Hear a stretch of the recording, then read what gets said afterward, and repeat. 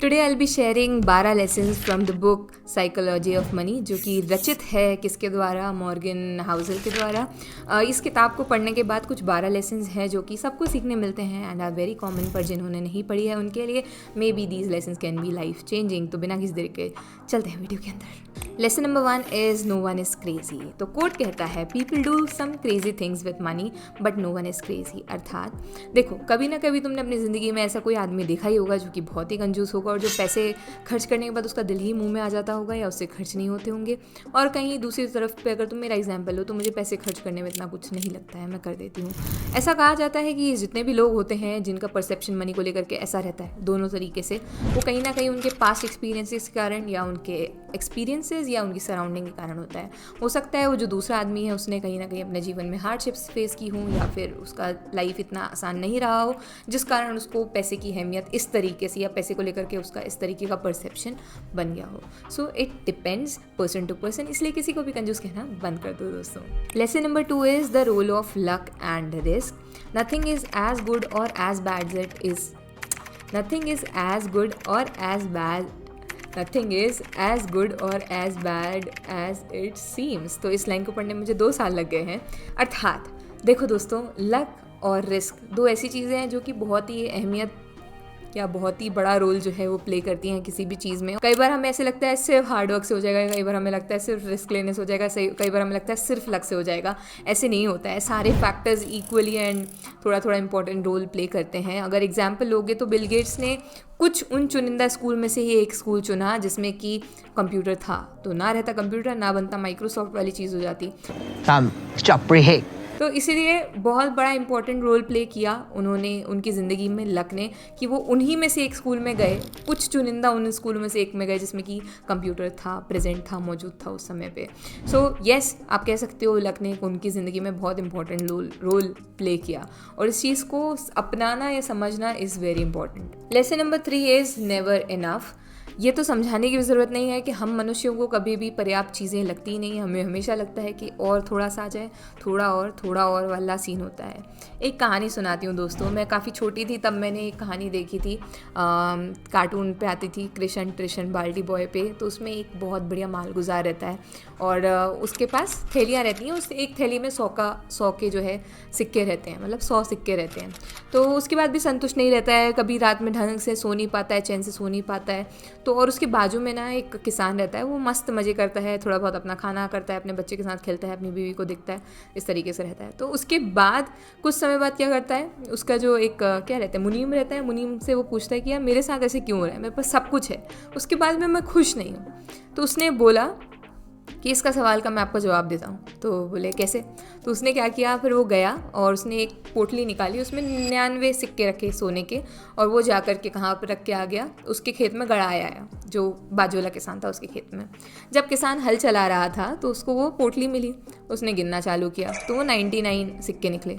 ढूंढता रहा कि एक और कहाँ है, एक और कहाँ है, कहाँ रह गया। अब उसके पास 99 जो सिक्के थे, पहले तो इतने थे ही नहीं, जो आते थे वो अपने बेटे को बलून दिला देता था, कभी कुछ करता था।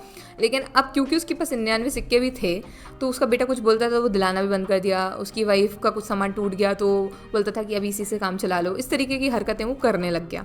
अभी उसने वहाँ पर जो बाजू वाला मालिक है इसके यहाँ पर आके उसने काम करना शुरू कर दिया, और पैसे जोड़ता गया, थोड़ा और करता गया। वो एक सिक्के से 100 सिक्के भी हो गए उसके, लेकिन उसके बाद भी उसकी जो ललक थी कि थोड़ा सा और चाहिए, वो ख़त्म ही नहीं हो रहा था। तो फिर उसके बाद जो मालिक रहता है बाजू वाला, वो बोलता है मैंने इस किसान का सुख चैन समृद्धि सब छीन ली है, सिर्फ ये एक सोने के सिक्के के कारण वो जो थोड़ा और का जो चक्र है वो चालू हो गया। इस पूरी कहानी का जो अर्थ है, जो निकल कर के आता है, वो यही है कि कभी कभी आपके पास जो चीज़ें हैं और जितनी भी चीज़ें अच्छी हैं आप उसमें संतुष्ट नहीं होते। आप थोड़े थोड़े और की अगर रेस में चले गए एक बार, तो आपके पास कितना भी हो, वो 100 सोने के सिक्के नहीं थे पर आ गए, पर अब उसके बाद वो जो थोड़ा और करने में लग गया तो उसने अपना खुद का मेंटल पीस, अपनी फैमिली की हैप्पीनेस सब कुछ गवा दी। वाह यार, मैंने कितनी अच्छी कहानी तुम लोगों को सुनाई। तो यही जो है नेवर इनफ का कॉन्सेप्ट है जो कि इस किताब में कहा गया है। और वो कहते हैं कि the hardest financial skill is getting the goal post to stop moving, की जो आपका गोल पोस्ट है या जो आपका गोल है उसको रोक देना, उसको स्थगित कर देना सबसे बड़ा हार्डेस्ट फाइनेंशियल स्किल है, क्योंकि तुम्हारा गोल पोस्ट थोड़ा आगे खसकेगा, थोड़ा आगे थोड़ा आगे थोड़ा आगे, और करते करते करते खसकता ही जाएगा और तुम कभी संतुष्ट नहीं होगे।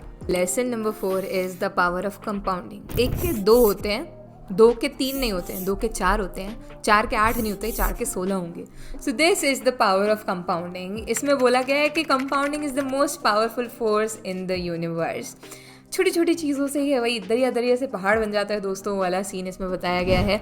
बोला जाता है वॉरेन बफेट जो है उन्होंने 10 साल की उम्र में ही जो है इन्वेस्टमेंट करना स्टार्ट कर दिया। तो बिकॉज ऑफ कंपाउंडिंग इतने साल तक लगातार इन्वेस्ट करने के बाद उनकी जो मेजॉरिटी ऑफ वेल्थ है, जो मेजॉरिटी ऑफ पैसा है, जो मेजॉरिटी ऑफ अमीरी है, वो 50 के बाद आई, and all because of the compounding. So अगर आप स्टार्ट करते हो इन्वेस्टमेंट, कितना भी छोटा है इन्वेस्टमेंट स्टार्ट करो, बट वो कंपाउंडिंग की पावर से जो है मल्टीप्लाई होते होते होते होते रेगुलरली कंसिस्टेंटली अगर आप करते जाओगे तो वो एक बड़ा अमाउंट बन सकता है जो शायद आपके लिए एक सपना ही रहा हो। इसलिए जो 22 साल के या 24 साल के बच्चे हैं उन्होंने 16-18 साल से अगर करना स्टार्ट कर दिया है इन्वेस्टमेंट, कहीं पैसे जोड़ना स्टार्ट कर दिया है, बी एट SIP या कुछ भी, तो फिर पैसा जुड़ते जुड़ते काफ़ी बन जाता है। तो अर्ली इन्वेस्टमेंट करना या पहले स्टार्ट कर देना, तुम अभी भी लेट नहीं हो, कभी भी कर सकते हो। तो पावर ऑफ कंपाउंडिंग जो है वो तुमको बहुत ही ग्रेट रिजल्ट्स दे सकती है। एंड फिर वही है, ये पैसा बाद में काम आता है अगर तुम्हारी कुछ हो जाए, तुम्हें ज़रूरत पड़े। I am not a financial advisor, पर मेरा पर्सपेक्टिव था तो मैंने बता दिया। Lesson number 5 is getting wealthy versus staying wealthy. रहना काफ़ी मुश्किल होता है कि आप अमीर रहो लंबे समय तक, और पैसा जल्दी कमा करके अमीर तो बहुत लोग हो जाते हैं पर उतनी जल्दी वो गरीब भी हो जाते हैं। एक सर्वे के अनुसार अमेरिका में कई लोग तो अपनी सैलरी से भी ऊपर का खर्चा करते हैं लॉटरी टिकट के ऊपर, लेकिन ऐसा कहा जाता है और ऐसा सर्वे ने भी कहा है कि वो लोग, जितने भी लोग अमीर हुए हैं लॉटरी से, उतनी ही जल्दी जो है गरीब भी हो जाते हैं, क्योंकि उनको गुड डिसीजंस लेते नहीं आए, उनको पैसा संभला ही नहीं, वो पागल हो गए, बावरे हो गए अमीरी देख करके। तो हमेशा बिग मिस्टेक्स को अवॉइड करना और अपने आप के लिए गुड डिसीजंस लेना, अपने आप को लंबे समय तक वेल्थ को, जो आपकी वेल्थ है, जो आपके पास पैसा है, धन संपत्ति है, उसको लंबे समय तक आपको मेंटेन करने में हेल्प करता है। इसी पर एक कोट है दोस्तों कि good investing is not necessarily about good decisions, making good decisions, it is about consistently not screwing up. I don't want to explain this, the quote is self explanatory. देखो दोस्तों, इसमें ये भी कहा है कि पैसा बनाने के लिए ना रिस्क लेना पड़ता है, लेकिन पैसा मेंटेन करने के लिए लंबे टाइम तक के लिए सेल्फ कंट्रोल लगता है। ठीक है, सिर्फ देखा देखी में, दिखावे में मरे जा रहे हो तो फिर वेल्थ ओवर टाइम नहीं चलने वाली है। शौक ही शौक किए जा रहे हो तो वेल्थ ओवर टाइम नहीं चलने वाली है। ठीक है, मतलब शौक करो, शौक बड़ी चीज़ है पर शौक करो, लेकिन इसके बाद भी अपने ऊपर सेल्फ कंट्रोल होना चाहिए और तुमको पता होना चाहिए कि तुम जो इन्वेस्टमेंट कर रहे हो या जो तुम पैसा खर्च कर रहे हो, क्यों, कैसे, किस लिए, मतलब ज़रूरत है भी कि नहीं है। और कई बार ऐसे भी कर रहे हो तो उसको आदत नहीं बना लेना है कि हर महीने ही बस लंबी लंबी ट्रिपें मार रहे हैं, ये कर रहे हैं, वो कर रहे हैं, इस तरीके से तो फिर रोड पे ही आ जाओगे, कहीं से नहीं टिकने वाली अमीरी। Lesson number 6 is tails and you win. जैसे कि हेड्स और टेल्स के लिए हमने कॉइन टॉस किया और आपने बोला हेड्स और आया है टेल्स, फिर भी आप जीत गए। तो कई बार ऐसे होता है, जैसे इन्वेस्टमेंट के अगर हम एग्जांपल लें तो इन्वेस्टमेंट में क्या होता है, कई लोग पैसे लगाते हैं और आपका इन्वेस्टमेंट कुछ लॉस में चल रहा है, लेकिन 1-2 इन्वेस्टमेंट ऐसे होंगे जो आपने कोई स्टॉक्स में लगाए, वो जितने भी लॉस हुए ना सबकी भरपाई करके जाएगा और आपको प्रॉफिट में छोड़ देगा, मतलब ला करके छोड़ देगा ज़बरदस्ती। तुम्हारे बाकी के स्टॉक बोल रहे होंगे चीख चीख के कि भाई घाटा है, लेकिन वो एक स्टॉक तुम लोगों का जितने घाटे हैं सबको कवर करके और तुमको इन प्रॉफिट 100% प्रॉफिट पे ला करके छोड़ देगा। तो इसी पे कोट है दोस्तों कि you can be wrong half the time and still make Fortune. तो ये थोड़ा थोड़ा लक वाले से रिलेटेड है, बट स्टिल अपने आप में काफ़ी ग्रिड होल्ड करता है। और मुझे काफ़ी पसंद है ये वाला लेसन भी कि भाई डिपेंड्स, मतलब हर बार अगर थोड़ी बहुत चीज़ें ऊपर नीचे जा भी रही हैं, पर एक ना एक अपॉर्चुनिटी, एक ना एक चीज़ ऐसी आएगी जो कि वो सारी जो गलत चीज़ें हो गई हैं या गलत, मतलब थोड़ा अलग जा रहे हैं लीक से, लेकिन जो थोड़ा ऊपर नीचे हो गया सबको कवर अप करके जाएगा। So don't lose hope. ये तो मैं मेरे आखिरी के खुद के भी मैं मोटिवेशनल कोट ऐसे फेंकते जा रही हूँ। So take them. Lesson number 7, freedom is the ultimate goal. तुम्हारे लिए सही मायने में आज़ादी क्या है, फ्रीडम क्या है, और पैसा तुमको वो आज़ादी पाने में कैसे हेल्प कर सकता है। पैसे से तुम कुछ भी खरीद सकते हो, मज़े कर सकते हो, लग्जरी, ये वो। इससे ऊपर उठ करके देखो मेरे दोस्त, थोड़ा हवे में आओ और उसके बाद इमेजिन करो कि तुम पैसे से ऐसी चीज़ सेव कर सकते हो जो कोई नहीं कर सकता है, वो है समय। तुम अपने हिस्से का काम दूसरे से करवा सकते हो, काफ़ी सारी चीज़ें। मतलब अपनी लाइफ में लग्जरी के अलावा अगर कुछ चीज़ तुम सेव कर सकते हो पैसे से, वो है समय। और समय तो प्रीशियस है ही, फिर टाइम इज़ प्रीशियस, राइट। तो इस समय को खरीदने के लिए इसलिए बोला जाता है कि 10 लोगों का काम खुद ही करने की कोशिश मत करो, उस काम को डेलीगेट करो, टाइम को सेव करो और उस टाइम में वो करने की कोशिश करो जो शायद और ज़्यादा मीनिंगफुल है या तुम्हें और ज़्यादा अच्छे लेवल तक लाने की कोशिश करेगा। कई लोग सब कुछ पैसे बचाने के चक्कर में अपना समय वेस्ट कर देते हैं, बट बहुत बड़ी मूर्खता है। कई बार आपको पैसे लगा देने चाहिए और समय बचाना चाहिए ताकि आप उस समय में सोच सको कि आप फ्रीडम जो आप चाह रहे थे, जो चीज़ें आप हमेशा से करना चाहते थे, वो उसमें करो, अपने पैशन को फॉलो करो। बहुत सारी चीज़ें हैं, ठीक है। एक डांस स्टेप हो गया, खैर। Alright, so the quote is controlling your time is the highest dividend money pays, and yes, that's true. Wealth should be a tool to enhance your freedom, not something that controls you. तो पैसा अगर तुमको control कर रहा है तो तुम गलत जा रहे हो मेरे दोस्त। पैसा, तुम्हें पैसे को कंट्रोल करते आना चाहिए और उस पैसे से तुम्हें समय खरीदते आना चाहिए, और यही एक तरीके से रोड मैप होना चाहिए। Lesson number 8, the man in the car paradox वाला सीन। तो तुमने एक बहुत ही लग्जरी सी गाड़ी खरीदी है और तुम सोच रहे हो कि श्रुति राजपूत उसको एडमायर करेगी, पर श्रुति राजपूत अपनी ज़िंदगी में इतनी व्यस्त है, उसके पास इतने काम है कि उसने तुम्हारी चीज़ को एडमायर ही नहीं किया। अरे हट साले कवारे सांड लो। तो एक सड़ा सा एग्जाम्पल था, बट हम लोग चीज़ें लेते क्यों हैं? दिखावे के लिए, दूसरे को दिखाने के लिए, और कई चीज़ें हम खुद के सेल्फ इम्प्रूवमेंट के लिए लेते हैं पर वो लोगों को दिखती ही नहीं है। तो हमें ऐसी चीज़ें लेना पसंद होती है जिनका शायद रियलिटी में कोई सेंस नहीं बनता है, पर हम सिर्फ इसलिए ले लेते हैं क्योंकि हमें दूसरों को दिखाना है और हमें ऐसा लगता है वो उसको एडमायर करेंगे। पर सच्चाई तो ये है कि लोग अपनी अपनी ज़िंदगी में बहुत व्यस्त हैं, ज़िंदगी जीना वैसे ही कठिन है, अपना अपना सर्वाइवल निकालने के लिए, लगाने के लिए लोग अपने अपने में ही मस्त हैं, तो वो तुम्हारी चीज़ें नहीं देख रहे हैं। तो अल्टीमेट जो इस चीज़ का, इस मोटिव या इस वाले इसका सार यही है कि कभी भी इन्वेस्टमेंट दूसरे के शो ऑफ के लिए मत करो। एक इन्वेस्टमेंट क्या होना चाहिए अकॉर्डिंग टू मी या मेरे लिए? एक अच्छा सा कैमरा, एक बढ़िया सा माइक। ये शायद दूसरों को लग्जरी नहीं दिखेगी क्योंकि माइक हाथ में लेके तुम मार्केट में जाती नहीं घूमते हुए कि मैं मेरी लग्जरी दिखाऊं, लेकिन हाँ, एक गोल्ड रिंग हो सकती है कि भाई पैसा है भाई, तो ये वैसे उसके लिए नहीं लिया गया है, इसका दूसरा पर्पस है, बट स्टिल तो समझ गए ना। मतलब पूरा जो सीन है वो यही है कि दूसरों को दिखाने के लिए अगर तुम कुछ ले रहे हो तो तुम बर्बादी की तरफ जा रहे हो। अपने आप को इम्प्रूवमेंट करने के लिए जो सेल्फ इन्वेस्टमेंट होती है वो बेस्ट इन्वेस्टमेंट होती है। दूसरे को दिखाने के लिए फैंसी कार, फैंसी ये, फैंसी वो, avoid them. So the quote is, no one is impressed with your possessions as much as you are. जितना तुम्हें लग रहा है इतनी तो उसमें कोई बड़ी बात है भी नहीं, तो वो सिर्फ तुम्हारे लिए ही बड़ी है। चाहे वो गाड़ी हो, चाहे बड़े बड़े ट्रिप्स हों या कुछ भी हो, लोगों को कोई इंटरेस्ट नहीं है और तुम्हें भी लोगों की ज़िंदगी से कोई इंटरेस्ट नहीं रखना चाहिए। Focus on your life bro. Lesson number 9 is, wealth is not what you see, wealth is something that you don't see. तो जो फ्लैशी चीज़ें हैं, जो चमकने वाली चीज़ें हैं, एक डायमंड रिंग, गोल्ड रिंग, बढ़िया बढ़िया चीज़ें, ये सारी चीज़ें जो है एक्चुअल में वेल्थ है ही नहीं। जी हाँ, ये सारा कुछ वेल्थ नहीं है। तो बोलोगे, oh my God, this is not wealth, then what it is? तो भाई फाइनेंशियल जो सेविंग्स है और इन्वेस्टमेंट है तुम्हारे खुद के लिए, वही जो है एक्चुअल वेल्थ होती है। हाँ, थोड़ा सा बोरिंग है, बट या, तो true wealth is what you save and invest, not what you spend. तो तुम जितना भी खर्च कर रहे हो वो वेल्थ है ही नहीं मेरे दोस्त। तुम जो बचा रहे हो, जो सेव कर रहे हो, वो एक्चुअल वेल्थ है। And the quote goes like, wealth is the nice cars not purchased, the wealth is the diamonds not bought, the wealth is the watches not worn। Wow, मतलब क्या कमाल का कोट है। वेल्थ तो वही है कि भाई तुमने जो डायमंड नहीं खरीदे ना, वो वेल्थ है।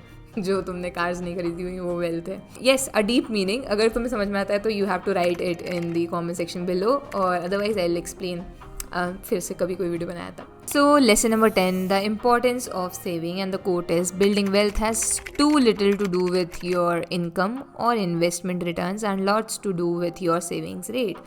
अर्थात कई बार लोगों को लगता है कि भाई हम जितना कमा रहे हैं और जिसकी जितनी इनकम है उस पर डिपेंड करता है वो कितना सेव कर सकता है। ऐसा नहीं है। आपके सेविंग रेट पे भी डिपेंड करता है कि आप कितना ज़्यादा सेव कर पाओगे और आप कितना ज़्यादा स्टेबिलिटी अपने जीवन में लेकर के आ पा रहे होगे।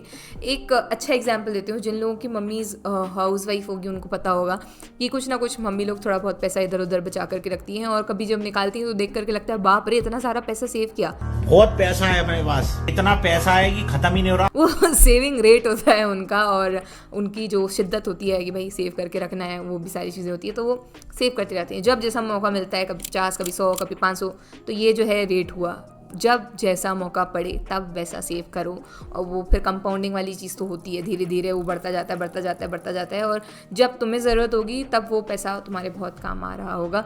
तो सेविंग बहुत ज़रूरी होती है, और अगर तुम अच्छे तरीके से कर रहे हो, और अगर मल्टीपल रेट, मतलब ऐसे होता है, मतलब इसको इस तरीके से समझो, कई बार तुम्हारे घर में कोई आया, तुम्हें थोड़े बहुत पैसे दे के गया, तो उनको सेव करके रख लो, कहीं रखते जाओ, मतलब उनको भूल ही जाओ कि वो तो तुम्हारे हिस्से थे ही नहीं ना, तो उनको रख दो अलग से।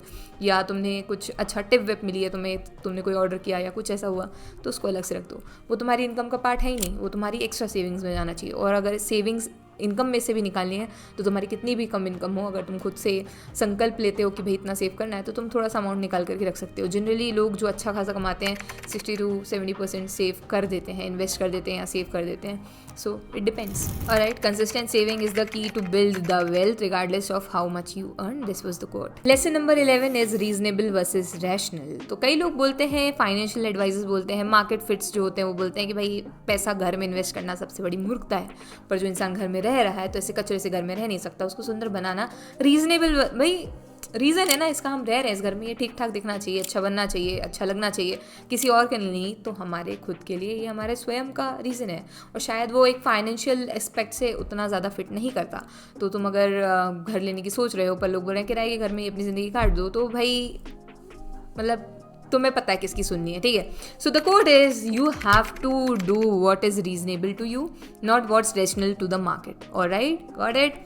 Yes. Embrace the change is our last life lesson। जब मैं छोटी थी तब मुझे लगता था कि यार 10,000 रुपये ही बहुत होंगे महीने का, फिर 50, फिर उसके बाद अभी लग रहा है 1 लाख, फिर उसके बाद लगता है 3 लाख, और आई एम वेरी श्योर अभी थोड़े ही महीने बाद लगेगा कि भाई 10-20 लाख तो आने ही चाहिए। मेरे पास बहुत पैसा है। तो जैसे जैसे तुम बड़े होते हो, जैसे जैसे आगे चल करके जाते हो, शायद जो चीज़ तुम्हें 20 में चाहिए वो 40 में ना चाहिए, और जो आज मुझे 20 में चाहिए हो सकता है 40 में मुझे ये सब चीज़ें ना चाहिए हों। तो हमारे गोल्स इस हिसाब से चेंज होते जाते हैं, और हमें एम्ब्रेस करना चाहिए, उन चेंजेस को एक्सेप्ट करना चाहिए। And the code goes like कि भाई long term planning is harder than it seems because peoples goal and desires change over time. So simple सी बात है कि भाई एक्सेप्ट करो और आगे बढ़ो। So these were the lessons from the book psychology of money by Morgan Housel. और अगर अच्छा लगा होगा तो प्लीज़ ड्रॉप येलो हार्ट और yellow star in the comment section below. Next book review किसके बारे में चाहिए है? I tried my level best, although I am not a good great story teller, but मैंने लेसन्स के फॉर्म में उसको बांटने की कोशिश की, and I hope this was helpful. So let me know your thoughts in the comment section below. I see you next Tuesday and Friday 4 PM। Bye. कि भाई long term planning is the hardest thing. दोबारा लेते हैं, ठीक है। Quote is long term planning. दोबारा लेते हैं, ठीक है। Long term planning is harder than it seems because peoples grow because. दोबारा लेते हैं। मैं भाई तू वापस नहीं भाई, बहुत बड़ा ये स्कीम तेरे लिए है ही नहीं।